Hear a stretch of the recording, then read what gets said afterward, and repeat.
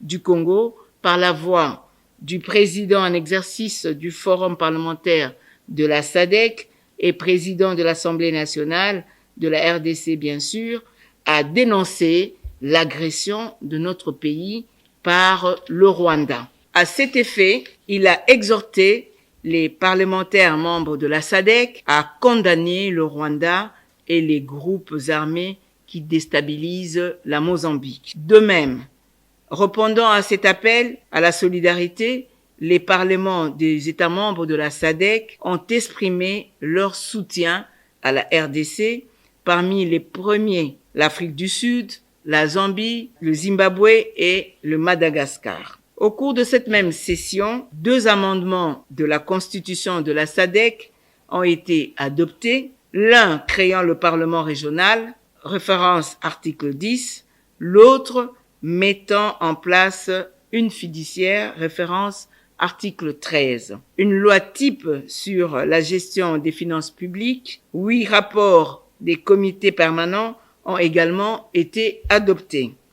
Le rapport du comité permanent du développement humain et social et les programmes spéciaux sur le renforcement du rôle des parlementaires dans le suivi de la mise en œuvre des programmes et des systèmes visant à accélérer le financement de la santé pour la couverture universelle du système de santé dans la région de la SADC, le rapport du caucus parlementaire des femmes sur une gestion efficace des finances publiques grâce à des budgets nationaux sensibles au genre,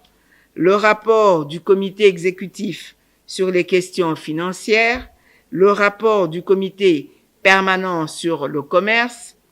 l'industrie, les finances et les investissements sur la mobilisation des ressources financières nationales comme moyen durable de gérer la dette publique dans la région de la SADC. Le rapport du comité permanent de l'alimentation, de l'agriculture et des ressources naturelles sur les thèmes vers la mise en place des systèmes agricoles résistants grâce à une meilleure gestion des finances publiques. Le rapport du comité permanent de la démocratie, de la gouvernance et des droits de l'homme sur le thème vers le renforcement du rôle du Parlement dans la lutte contre la corruption et la promotion